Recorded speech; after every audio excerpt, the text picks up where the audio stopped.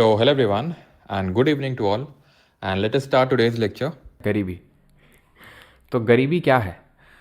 तो भाई गरीबी है जहाँ पर देखो, गरीबी भी डिफरेंट टाइप्स की है। तो गरीबी की अगर बात करें तो तीन तरह की है, एक तो एब्सोल्यूट, रिलेटिव और सब्जेक्टिव। एब्सोल्यूट पॉवर्टी है severe deprivation of basic human needs, जहाँ पर आपके पास बेसिक ह्यूमन नीड्स ही नहीं है। बेसिक ह्यूमन नीड्स क्या है? ऐसे फॉर एग्जांपल ये भी डिफर करता है, लेकिन फॉर श्योर फूड तो होने वाला है। रोटी कपड़ा मकान हम बोल सकते हैं, यानी क्लोथिंग, है ना। रोटी मतलब फूड, कपड़ा मतलब क्लोथिंग, एंड मकान मतलब शेल्टर। ठीक है, तो रोटी कपड़ा मकान अगर ये नहीं है तो आप एब्सोल्यूट पुअर हैं। ठीक है। रिलेटिव पॉवर्टी और सब्जेक्टिव पॉवर्टी क्या होती है? तो house hold income lower than the median income. अब मीडियन इनकम क्या है? तो मीडियन इनकम है, जैसे फॉर एग्जांपल मैं पूरे कंट्री की एक नेशनल इनकम मतलब एक एवरेज इनकम निकाल दूं कि भाई per capita per month income. Per capita मतलब एक आदमी एक महीने में कितना अर्न करता है, तो वो मैं फॉर एग्जांपल निकाल दूं कि महीने का 7,000। ठीक है, ये या फिर 6,000 एग्जाम्पल है। ठीक है, कोई ऐसा एग्जैक्ट डेटा नहीं है कहीं से जो मैं कोट कर रहा हूँ, तो मान लेते हैं 6,000 है। तो इस 6,000 से जो नीचे पर महीने अर्न कर रहा है तो वो रिलेटिवली पुअर है। ठीक है, अगर मैं मीडियन इनकम निकाल दूंगा। सब्जेक्टिव पॉवर्टी है इस तरह का कि मुझे फील हो रहा है कि मैं गरीब हूँ यार। अब जैसे फॉर एग्जांपल मैं हूँ, ठीक है, या फिर मैं क्यों एग्जांपल तो अपना मान लो कि मान लो कि यार कौन है, मान लो कि अपना जय शाह है ना। तो जय शाह बोले अंबानी के बेटे को देख के कि मैं गरीब हूँ, मेरे पापा मेरे को गरीब जन्म दिया, है ना। तो ये जय शाह बोले किसको देख के? मुकेश अंबानी के बेटे को। जब वो ये देखे कि यार इसकी शादी कितना, मतलब इसकी शादी में तो ना जाने कौन कौन आ रहे हैं, ठीक है, बड़े बड़े सीईओ आ रहे हैं, सब कोई आ रहा है, और मेरे शादी में तो कोई नहीं आया था। तो ये क्या है कि सब्जेक्टिव गरीबी कहलाती है, जहाँ पर मुझे फील हो रहा है कि मैं गरीब हूँ, है ना। एब्सोल्यूट है कि भाई बेसिक नीड्स फुलफिल करने के लिए भी आपके पास पैसे नहीं है, एब्सोल्यूट पॉवर्टी। आप रिलेटिव पॉवर्टी है कि आप बाकी के कंपैरिजन में, बाकी लोगों के कंपैरिजन में उतने अमीर नहीं होंगे, लेकिन ठीक है गरीब नहीं है, लेकिन आप बाकी के कंपैरिजन में आप गरीब हैं। जहाँ पर हम एक कंट्री की मीडियन इनकम निकाल लें तो वो आपकी रिलेटिव पॉवर्टी कहलाएगी। और सब्जेक्टिव है कि बस फील आ रहा है, फील हो रहा है भाई, ठीक है, बैठे बैठे कि यार मैं गरीब हूँ, मेरे पास मैकबुक नहीं है, मैं तो गरीब हूँ। ठीक है, भले लैपटॉप है सब कुछ, लेकिन मैकबुक नहीं है, गरीबी फील हो रही है दोस्त को देख के। तो ये है हमारे SDGs हैं, सस्टेनेबल डेवलपमेंट गोल। इनके बारे में हम जब एनवायरनमेंट एंड इकोलॉजी की क्लास करेंगे, आई थिंक 2-3 क्लास ही करेंगे एनवायरनमेंट इकोलॉजी की, तो वहाँ देखेंगे कि SDGs क्या होते हैं। तो ध्यान रखना, पॉवर्टी भी एक SDG होती है। तो 17 सस्टेनेबल डेवलपमेंट गोल्स हैं ये, और उसमें से पहले नंबर पे ही आती है आपकी पॉवर्टी, यानी कि गरीबी। ठीक, अब आते हैं पॉवर्टी एस्टिमेशन पे कि जो गरीबी है उसके आकलन पे, कि उसका आकलन किस तरह से किया जाता है। तो सबसे पहले प्री इंडिपेंडेंस अगर बात करें, यानी आज़ादी से पहले इसका आकलन कैसे किया गया था, तो सबसे पहले इसका आकलन किया था दादा भाई नौरोजी जी ने। ज़रा बताइए इनको हम और किस नाम से जानते हैं? बाकी सारी चीज़ें आप रिकॉल करेंगे, इन्होंने ही सबसे पहले और किस चीज़ का एस्टिमेशन दिया था? तो सबसे पहले इन्होंने अपने जो किताब है poverty and in British rule in India, इसमें इन्होंने अनऑफिशियल तरीके से हम बोल सकते हैं कि गरीबी के बारे में बताया था कि भाई 16 से लेकर 35 रुपए तक कोई कमाता है तो ठीक है, नहीं तो उससे नीचे फिर गरीब होगा। इस तरह का इन्होंने डेटा कोट किया था अपनी किताब poverty and un British rule in India में। ठीक है, तो इनको हम जानते हैं grand old man of India, grand old man of India.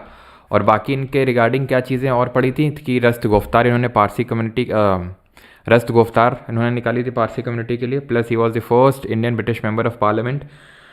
And इन्होंने ही सबसे पहले नेशनल इनकम का एस्टिमेट दिया था, है ना। सबसे पहली बार नेशनल इनकम का एस्टिमेट दिया था इन्होंने। ठीक है, नेशनल इनकम का अगर साइंटिफिक अप्रोच पूछेगा ना, अगर साइंटिफिक अप्रोच पूछेगा कभी भी, ध्यान रखना इस चीज़ को, साइंटिफिक अप्रोच, तो वो एक थे इकोनॉमिस्ट VKRV राव, इन्होंने दिया था अगर साइंटिफिक अप्रोच सबसे पहले पूछेगा नेशनल इनकम। ठीक है, तो वो आपके नौरोजी जी होंगे। इसमें इन्होंने ड्रेन ऑफ वेल्थ के बारे में बताया था, तो सबसे पहला दादा भाई नौरोजी जी ने दिया। इसके बाद और बाकी तो हमें पता है यार, हमने हिस्ट्री में पढ़ा था कि इन्होंने ईस्ट इंडिया एसोसिएशन बनाया था 1866 में, प्लस इन्होंने फुरदौनजी, है ना, नौरोजी फुरदौनजी और SS बंगाली के साथ मिलकर क्या बनाया था? रहनुमाई मजदयान सभा, याद है आपको, पारसी कम्युनिटी के लिए। इसके बाद 1938 में 1938 में एक नेशनल प्लानिंग कमेटी, राष्ट्रीय योजना समिति का गठन किया जाता है, किसके द्वारा? सुभाष चंद्र बोस जी के द्वारा। और उसके पहले चेयरमैन कौन थे? नेहरू जी। ये पढ़ चुके हैं हम लोग, ठीक है।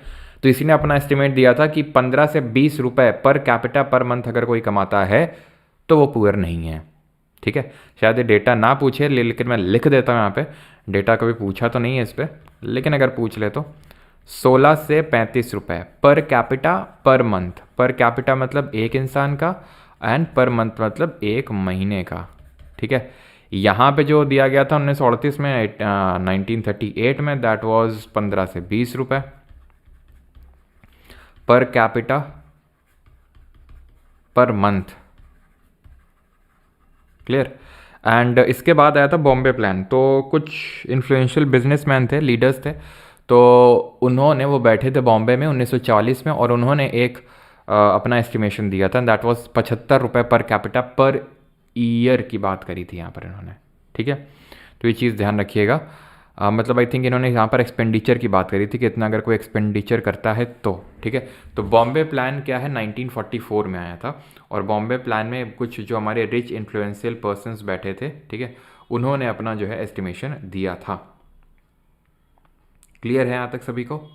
किसी को यहाँ तक कोई डाउट तो नहीं है? Subjective income, subjective poverty, relative poverty, absolute poverty में क्या अंतर होता है, ठीक है। एंड बाकी अगर हम बात करेंगे तो प्री इंडिपेंडेंस में ये हमारी तीन एक तरह से इनिशिएटिव्स थे फिर पॉवर्टी एस्टिमेशन के। एक तो दादा भाई नौरोजी जी ने किया था, देन नेशनल प्लानिंग कमेटी ने, एंड देन उसके बाद बॉम्बे प्लान ने, ठीक है। अब इसके बाद आते हैं पोस्ट इंडिपेंडेंस, यानी आज़ादी के बाद क्या क्या पॉवर्टी के एस्टिमेशंस हुए थे वो देखने वाले हैं, ठीक है।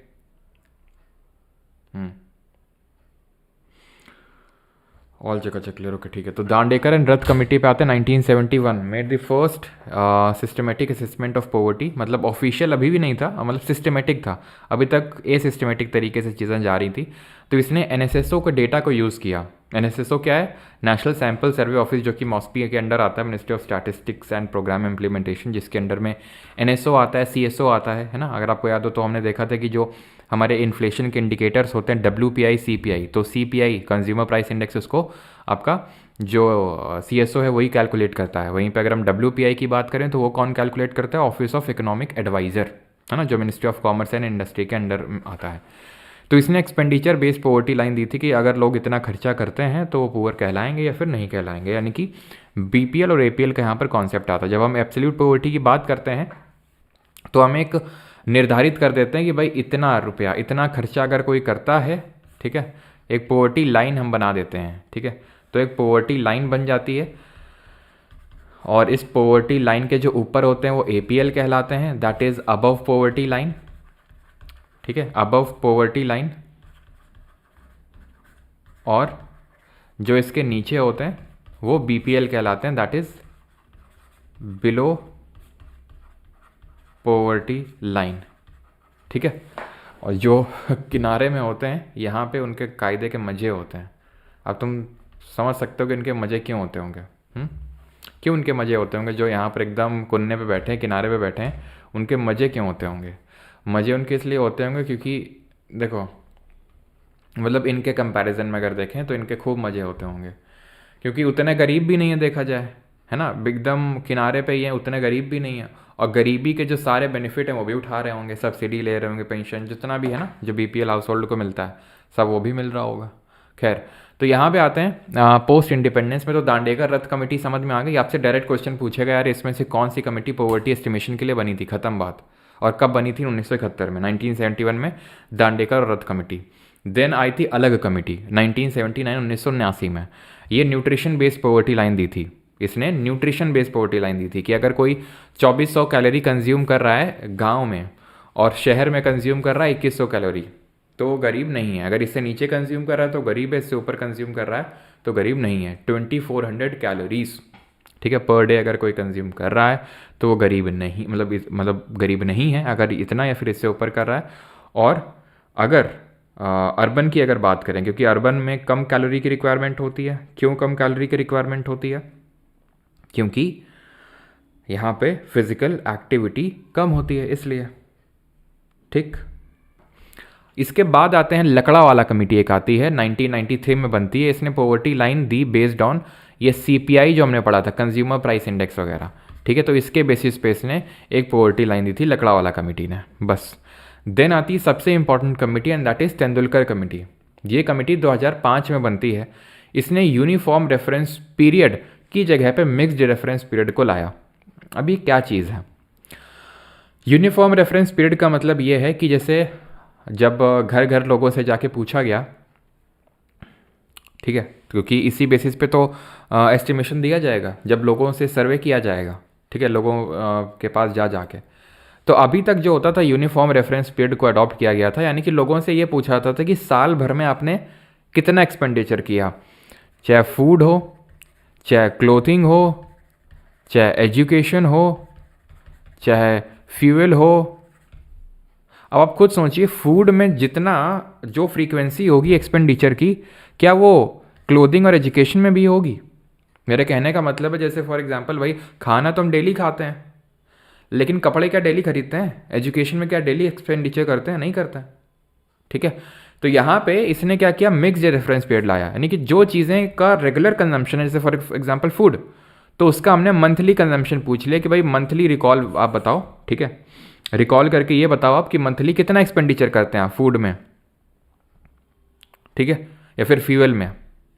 और ईयरली अलग से, जिसमें लगता है कि भाई साल में, अब जैसे मैं किसी से पूछने गया कि आपने इस महीने क्या क्या एक्सपेंडिचर किए, तो अब एजुकेशन में तो हो सकता है किया ना हो, क्लोथिंग में हो सकता है किया ना हो सकता है मैं 4 महीने में कपड़े खरीदता हूँ, साल में 3 बार, ये हो सकता है ना।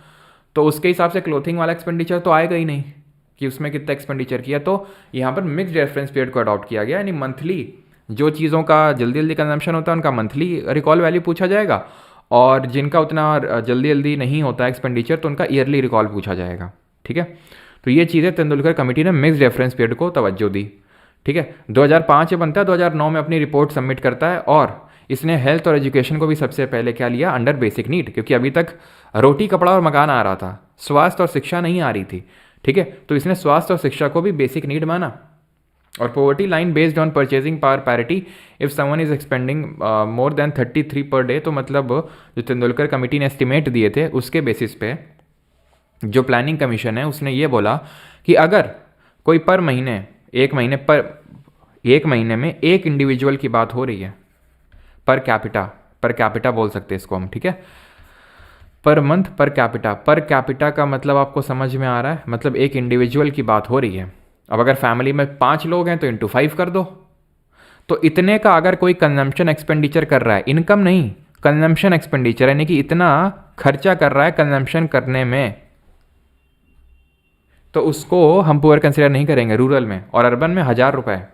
इसके बेसिस पे जो पॉवर्टी एस्टिमेशन दिया गया था बाय प्लानिंग कमीशन, योजना आयोग के द्वारा 2011-12 में, तो वो दिया गया था कि भाई इंडिया में पॉवर्टी है 21.9%, यानी भारत में 21.9% लोग गरीब हैं, ठीक है। इसी डेटा के हिसाब से अर्बन में, शहर में 13.7, तो वहीं रूरल में 25.7% लोग गरीब हैं। 2004-05 के कंपैरिजन में कितना क्या पॉवर्टी है और था, ये सारी चीज़ें हमें थोड़ा सा पता होना चाहिए। जैसे 2011-12 की अगर एस्टिमेट बात करें तो मैंने बताया 21.9% लोग गरीब थे। अगर एब्सोल्यूट नंबर पूछेगा कि कितने लोग गरीब थे, नंबर बताओ, परसेंटेज नहीं, तो 270 मिलियन गरीब लोग, ठीक, पुअर पीपल। और 2004-05 के अगर आंकड़े पूछेगा तेंदुलकर कमेटी के हिसाब से, तो 407 मिलियन लोग क्या थे, पुअर थे। अगर हम बात करें, कभी कभी आंकड़े पूछ सकता है इसलिए मैं आंकड़े ये आपके सामने रख रहा हूँ, 1993-94 जो पॉवर्टी थी से लेकर 2004 और 5 के जो आंकड़े थे, 0.74% लोग जो है पॉवर्टी से काइंड ऑफ बाहर निकले, फिर कम हुए। और वही अगर हम 2004-05 से इवैल्यूएट करें 2011-12 के आंकड़े, तो लगभग 2 पॉइंट समथिंग आप मान के चलो 5% लोग जो है गरीबी से बाहर निकले, ठीक है। 2.75 तो नहीं, इसका 3 करो कितना होगा, 3 गुना, 3 चौको 12, 3 7 24 25, ठीक है। तो 2.5 ही निकल के आएगा। तो इस 21, 22, 23, एक सेकेंड, 21, 22, 23, ठीक है। तो 2.3%, क्योंकि ये 3 टाइम्स ही था डेटा ये, ठीक है। तो यहाँ पे 2.3 कर लो वैसे तो, ठीक है। इसको 2.4 कर लो, तो ये रफली 3 टाइम्स, यानी कि जितने लोग पॉवर्टी लाइन से बाहर निकले थे 93-94 से लेकर 2004-05 में, उससे 3 गुना लोग 2004-05 से लेकर 2011-12 के बीच में निकले। ये भी कभी कभी आपसे पूछ लेता है, इस वजह से थोड़ा इसको भी ध्यान में रखिएगा, ठीक है। फिर आपसे पूछ लेता है कि ये जो 2011-12 में आंकड़े दिए गए थे 2011-12 में, तो परसेंटेज कौन सा स्टेट था with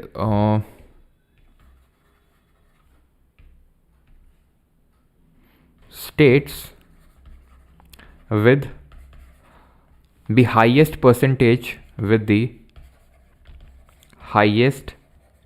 percentage of persons below poverty line, ठीक है, and state with the lowest percentage of BPL। तो सबसे ज़्यादा लोग जो पोवर्टी लाइन के नीचे थे वो थे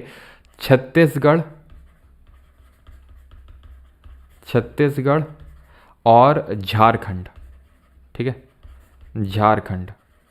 छत्तीसगढ़ के अगर आंकड़ों की बात करें तो ये 39.9%, और वहीं झारखंड के आंकड़ों की बात करें 37%। ये पूछ लेता है आपसे। लोवेस्ट की अगर बात करेंगे तो गोवा एंड बिहार बोल रहा हूँ, गोवा एंड केरला, ठीक है। बिहार में भी काफ़ी पॉवर्टी थी, बिहार में रफली 33.9%, ठीक है। तो यहाँ पर हम गोवा और केरला लिखेंगे। गोवा की अगर बात करेंगे तो 5.09%, और अगर केरला की बात करेंगे तो 7.1%। बिहार की अगर पूछ ले तो बिहार आपका 33.7%। ये बिहार के आंकड़े हैं। क्लियर है ये चीज़, ठीक है। तो ये आंकड़े आपसे पूछ सकता है, पूछे हैं भी, तो ये ध्यान रखना स्टेट कौन से जिनका हाईएस्ट परसेंटेज है बीपीएल का 2011-12 के आंकड़ों के हिसाब से, और लोवेस्ट किसका है, कितने लोग पुअर थे 2011-12 में, 2004-05 में कितने हैं, ठीक है। तो ये आंकड़े आपसे पूछ लेता है, ठीक है, ध्यान रखिएगा। आ जाते हैं कि पॉवर्टी एस्टिमेशन में जो हमारी सबसे आखिरी कमेटी बनी थी, रंगराजन कमेटी, 2012 में इसको बनाया गया, 2014 में इसने अपनी रिपोर्ट सबमिट करी, और इसने अभी हमने देखा तेंदुलकर कमेटी ने क्या किया, यूनिफॉर्म रेफरेंस पीरियड हटा के मिक्स्ड रेफरेंस पीरियड लाया। वैसे इसने मिक्स्ड रेफरेंस पीरियड हटा के मॉडिफाइड मिक्स्ड रेफरेंस पीरियड लाया। अब ये मॉडिफाइड मिक्स्ड रेफरेंस पीरियड क्या है, तो ये मिक्स्ड रेफरेंस पीरियड में एक कदम आगे है।